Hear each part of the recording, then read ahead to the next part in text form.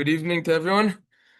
Tonight we're going to be delving into one specific topic within Staka, which is a theme in this week's Parsha, and that is we already have a few psukim, Aser Ta'aser, Nelson Titain. We have a lot of psukim which talk about giving Staka, Tzedek Tirdof, perhaps could be referring to Staka. So the question that is worthwhile to analyze is if a person has $100, so he has an option. Right? He could either give the $100 bill to one person, or he could divide it by 100. That guy's got the smile. I see. He's ready to give the 100 away. Or you could divide it by 100 and give $1 to 100 people.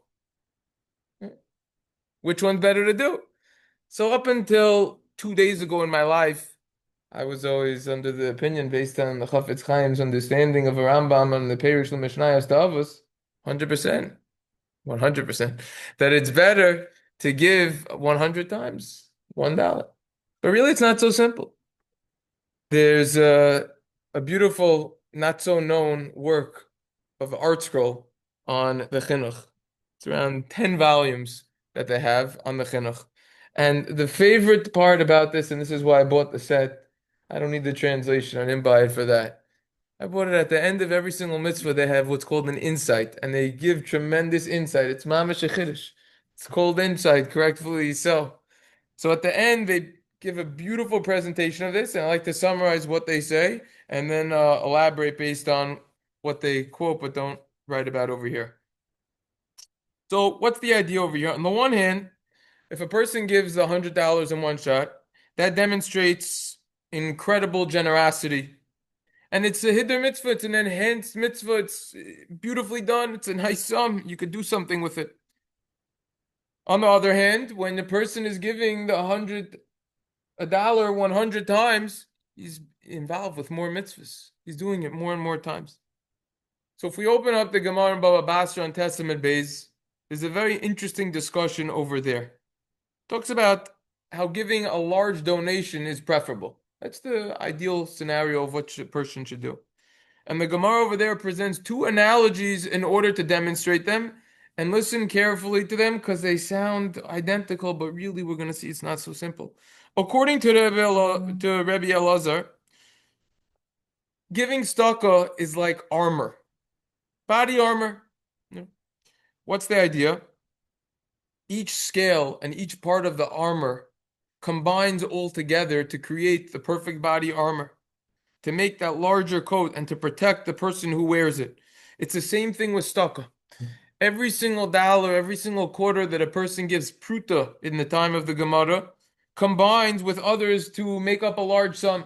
However, Rabbi Chanina, he has a different idea over here. He says this is like weaving a garment. The clothing that we're wearing right now, it's a bunch of threads that combine together in order to make a larger garment, aka the clothing that's currently on our bodies. So too tzedakah. Every single quarter, every single dollar, time of the Gemara, pruta combines together to make a large sum. They sound similar, but just wait one moment because we're going to see it's not so simple. Right? It seems like, from both of them, that tzedakah, the idea is you give something that's substantial, something that you could chew on, you could do with it. But a small amount, even so, over time, small amounts build up to large amounts. They accumulate. The power of accumulation. It works financially. And lahavdil gavay, it works by Torah. A little every single day you learn, it builds up, you become big, you gain a lot of knowledge. And therefore, that's what it seems like from the Gemara. And this is how the Maharal learns this Gemara in the Chidushi Agados, as well as in a couple of other svarim that he has, and the Torah's Chaim. That is the underlying lesson of the Gemara. In fact, Torah's Chaim, according to him, he says giving a large amount is better, it's preferable, it's superior. That's what the Torah's Chaim says. Why? Because it's much harder to give that $100 bill. My friend in the back over there was giving me the smile before, in one shot, versus you give $1 every single day. Much harder to give away that nice, especially I'm not talking about there's two types of $100 bills. The nice one with the picture that I showed, that's the nice one. That's harder to give. right? So therefore, that demonstrates greater generosity. That's according to the Torah's Chaim. Now, uh, tangentially, according to this Torah's Chaim over here, giving a large amount is greater, not just because the mitzvah itself is better, is superior, but also for another reason. We say in Shachris, Zoireyo Sidakos. You plant charities. Planting charities. Planting stucca. Hmm? What does this mean over here? When a person has money, that money is not only worth what it is, but it's really worth more. Because what could a person do with that money? He could gain from that money. He puts his money to work for him. He takes the money, he invests it in a business. He takes the money, he invests it in real estate. The money, stocks, we get dividends, high interest yielding savings accounts, CDs, bonds, crypto. You can invest it anywhere. Your money makes money for you. Passive income. Listen to this chiddush. When a person gives tzedakah, Hashem considers it not that we just gave that money, but additionally the potential money that money could have earned us. That's generous by Hashem. That's deep. So when we give that $100, wait a second, that could have easily gone into a savings account and gotten 4% on the year, FDIC insured. Oh, Hashem considers it. You gave $104. Oh, but you would have put it into stocks. You would have got 10% annually. $110. It's as if you gave, etc., etc. Keeps going every single year because it could have been making you more every single year. What an amazing idea. Hashem, so to say, is planting our money. When you take a seed and plant it, think of the big tree that it could create over time, how much food you could get. Beautiful idea. Now, seemingly, that would only apply to a substantial amount. After all, how are you going to invest 3 peanuts? You ain't going to get much on that. In fact, a lot of times there's a minimum to enter in to get an investment on it. So it's got to be the large sum. But what about if a person gave a quarter to tzedakah? Seeing that in such a case, Zoreya Tzedakos doesn't count. Hashem can't plant that seed. Nothing doing. Not going to work. Because that couldn't really be invested anywhere. Quarter? What are you going to do with the quarter? Can't even buy gum in the machine anymore for a quarter. They say my great-great-grandfather invented the gumball machine. Go look it up. Look him up. Nachlas Svi, Meshulam Fayish Svigros. You get the right spelling? Look it up. It's on Wikipedia. My mother's uncle wrote it up on him. That's what they say. He didn't have a patent, though. Tremendous Talmud Chacham. He also wrote Nachlas Svi, Ateres Svi. But anyways, you can't even get gum for a quarter. What are you going to do with the quarter?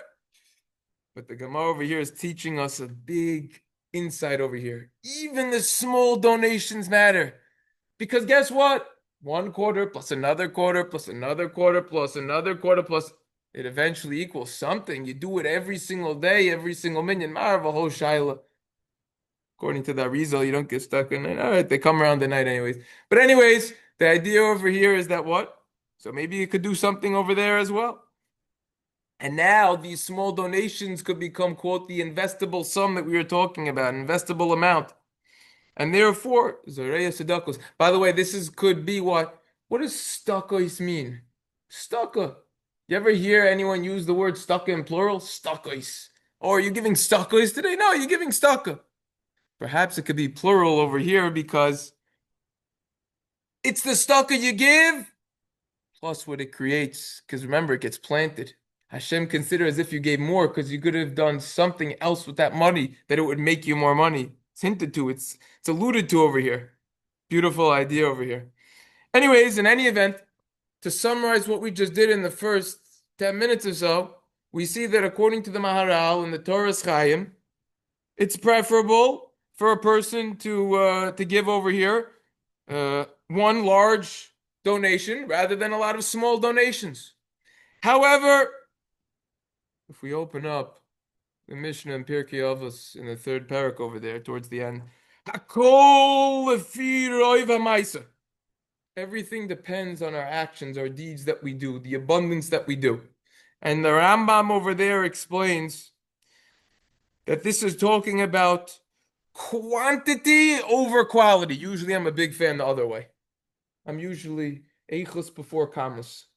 Quality over quantity. That's usually how I like going in life. Quality. Nowadays, we quantitatively have more people learning than ever before. Qualitatively, not so. But anyways, that's another discussion. According to this Rambam, though, the quantity, that's what matters. Don't worry about the quality.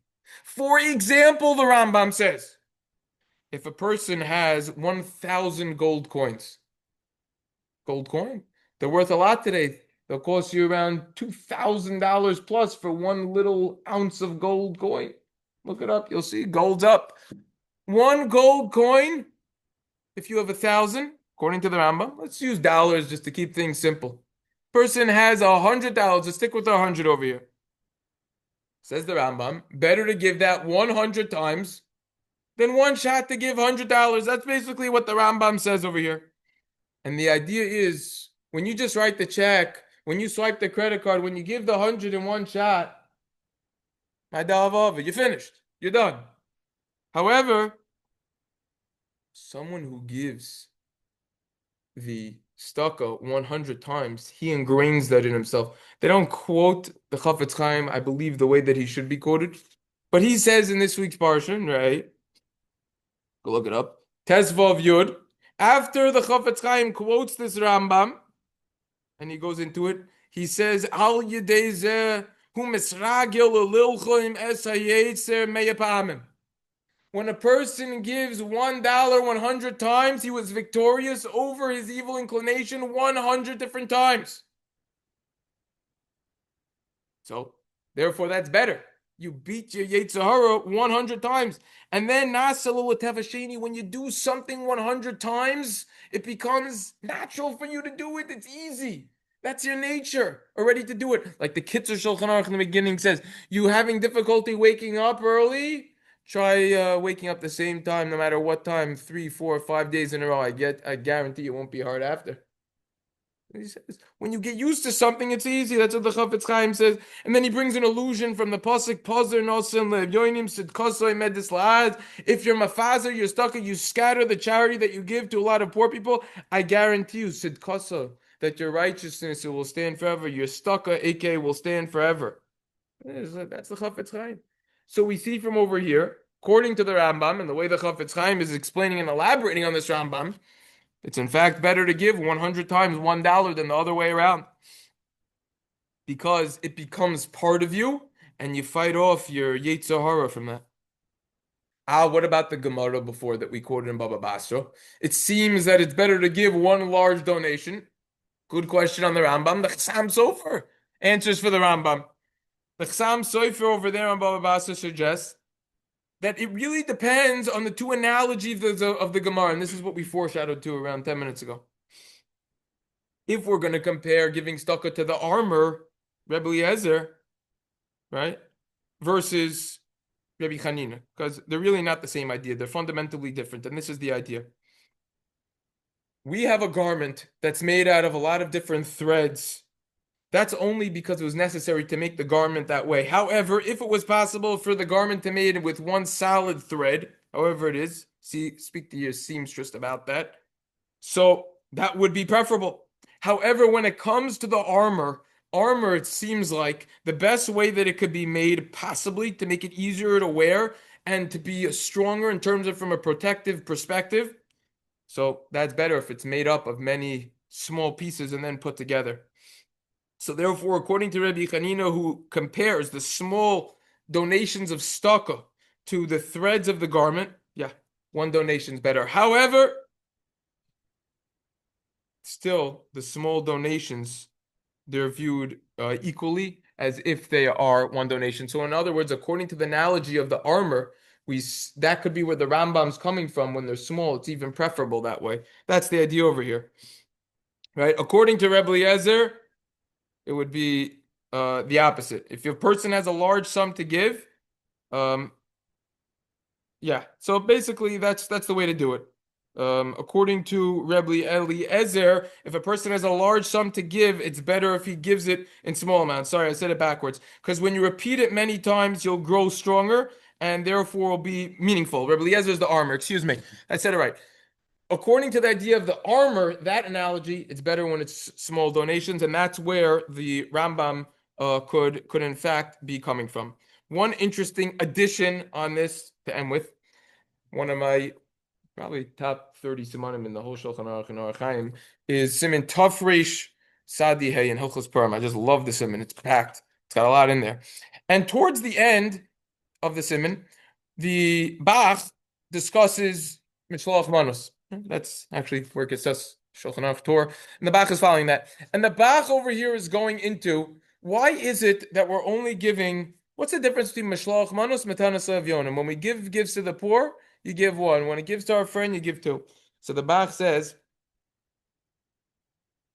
if a person has 100 zehuvim, gold coins, dollars, we're going to bring it back to dollars. It's better that you give it 100 different times, exactly what we just said. That's why it's better to distribute it to 100 different poor people, one gift per poor person. That's why specifically one gift. That's how he explains Matanas Avyonim. However, when it comes to Mashloach Monos, when we're giving to our friend, maybe you won't have a lot of friends. Actually, it says in Pirkei Avos, Kaneh lecha chaver. Get one good friend for yourself. Enough of all these fake friends that you're not really so close. Find one good close friend. We discussed over there what that means, a good friend, the beginning of the first paragraph of Mishnah Vav. One friend, therefore, that's why we give two items to the one friend that we have. Okay, and then he's going on what he said before. So we see from over here, this Bach as well, he clearly says this idea of when you have $100, better to give it 100 times. Beautiful idea over here. Anyways, everyone, I hope everyone enjoyed, and we should take this and realize that everything that we do, we're coming out of last week's Parsha Eikev, even the small mitzvahs that we do have tremendous significance that people trample on. That $1 every single day, it adds up. Rabbi Chanan ben Akasha Meratza Kodesh Baruch Hu Lefikach Torah Mitzvahs Shem Adonai Chafetz Leman Sikol Yagdil Torah V'Yadir.